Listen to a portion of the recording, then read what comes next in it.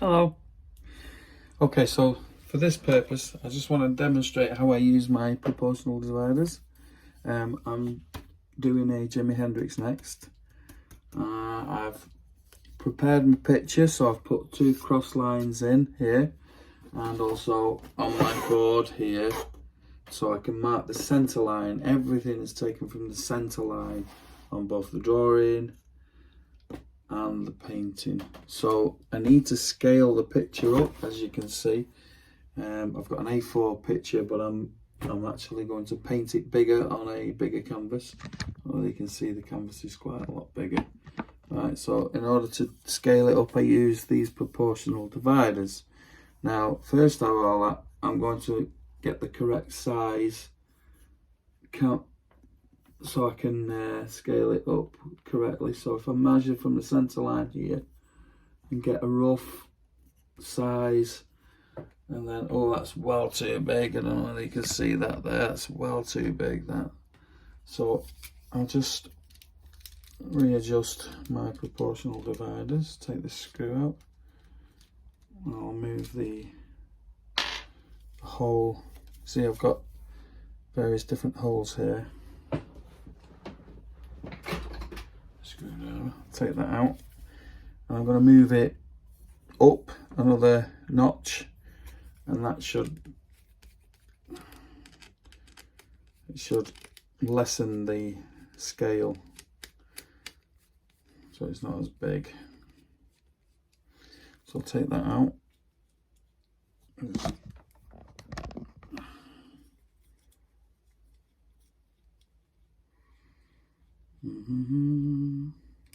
Okay, so go up a size. I actually think this is still going to be too big, so I might have to do another hole. So I'll just hold it there and just roughly guide it on there.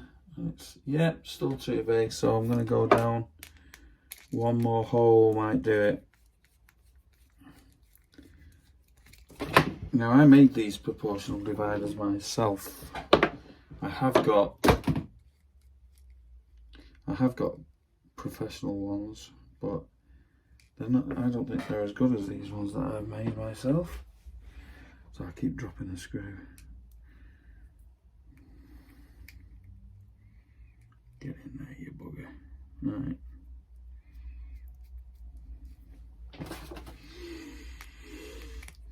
I'll do the same again. Just give it a quick test. Alright, I think this might be alright. So there, and oh yes, that's can you see that there? It's pretty much bob on. So let's tighten all that in.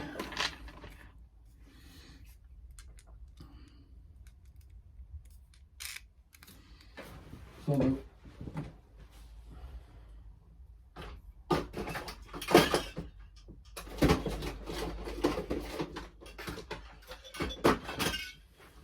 these are the ones I bought. Bought these ones, and they are a Derwent pair, and I thought, oh, these will be great. And they're all right, but as soon as you tighten that in to get the right size, and as soon as you start measuring something on here, right, a few times, it just loosens the screw. Can you see? Watch the screw when it starts just loosening the screw, so eventually it's just loose, you see. So it's no good. Rubbish there. Rubbish. Sorry, Derwent, but there you go. Rubbish. Right, so if I want to measure, which I do, from the center point to the edge of the guitar there, okay, I'll take this measurement here, roughly there, right, bang on. Then I'll take from the center line here, and I'll just make a mark, and that is where the guitar is going to, the guitar head is going to be. Okay, if I want to make a mark here for the top of this guitar, I'll have to take 2 measurements. First of all, I'll go to the center line. Okay, there. Go across to where I've already marked it. I don't know whether you can see this, but I've already done little, what I call mapping marks here. And I've done them all over the place on key areas that I want to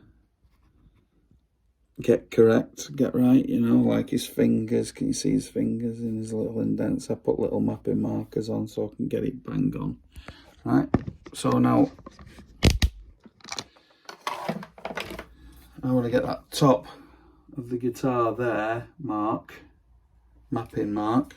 So I'll do the same again, right? I'll map across from the center line to that little mark that I've put in, and then I'll roughly mark a rough height, and I'll put a mark there, okay? A little mark there, right?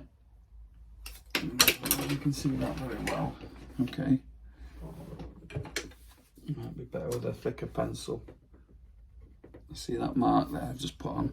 Now to get the height, again back on that center line, roughly around underneath the level of where the mark is, and I'll get that one there.